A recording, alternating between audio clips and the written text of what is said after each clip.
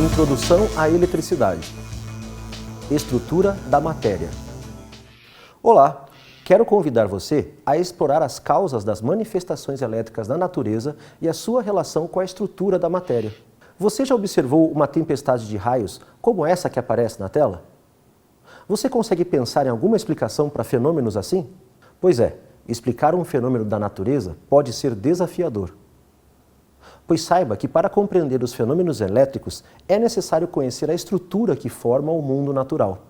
Desde a antiguidade, a curiosidade humana busca por explicações para fenômenos da natureza. As primeiras explicações atribuíam a seres mitológicos as causas dos fenômenos naturais. Quem nunca ouviu falar de Thor, deus do trovão, na mitologia nórdica? Com o passar do tempo, outros métodos de investigação foram desenvolvidos e a estrutura da matéria passou a ser explorada em suas menores escalas. No século XVII, William Gilbert propôs experimentos que mudaram o entendimento dos fenômenos elétricos, desafiando explicações anteriores sobre o âmbar, por exemplo. Gilbert desenvolveu diferentes experimentos para estudar os fenômenos e percebeu que todos eles haviam uma propriedade em comum que chamou de eletricidade. Por meio de aparelhos como o versóvio, Gilbert foi capaz de diferenciar fenômenos elétricos e magnéticos.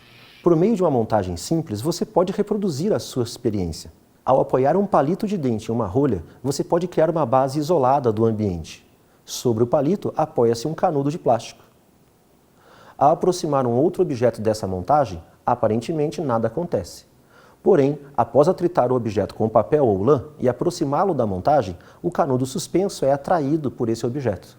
Conforme Gilbert percebeu, a eletricidade é uma propriedade da matéria e é possível de ser manipulada. Anos mais tarde, em 1733, Charles Dufay estudou a repulsão entre materiais atritados e identificou a natureza elétrica desses materiais. Talvez o experimento que ficou mais conhecido naquela época tenha sido a épica pipa de Benjamin Franklin.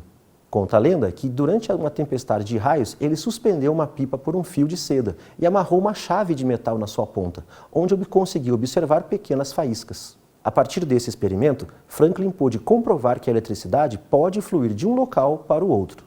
Esse e outros experimentos inspiraram cientistas que conseguiram desenvolver dispositivos capazes de emitir raios confinados em tubos. No século XIX, William Crookes criou um tubo de raios catódicos, demonstrando que a eletricidade pode interagir com gases e placas carregadas. Ao realizar experimentos com esse dispositivo, Joseph John Thomson descobriu os elétrons em 1897 e sugeriu que a eletricidade estava presente na menor parte constituinte da matéria, os átomos.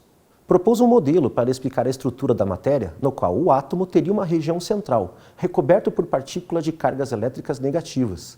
Esse modelo ficou conhecido como pudim de ameixas. Ao propor a distinção entre as cargas elétricas, Thomson impulsionou a compreensão sobre a essência dos fenômenos elétricos.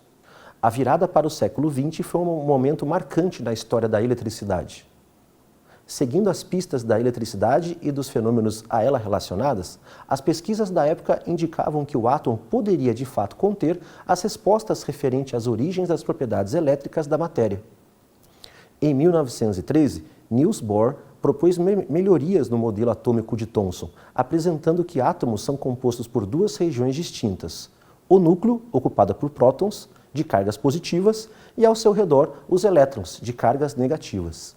De acordo com Bohr, o átomo seria similar a um sistema planetário, no qual os elétrons orbitam ao redor do núcleo atômico. E afirmou também que esta seria a estrutura padrão de todos os átomos existentes. A região central seria ocupada por partículas positivas e ao seu redor estariam os elétrons em órbitas bem definidas.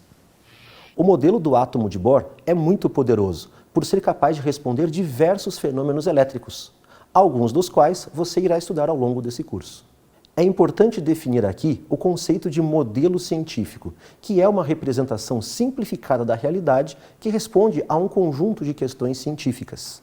Sabemos atualmente que no núcleo atômico também se encontram os nêutrons, partículas que possuem carga elétrica neutra.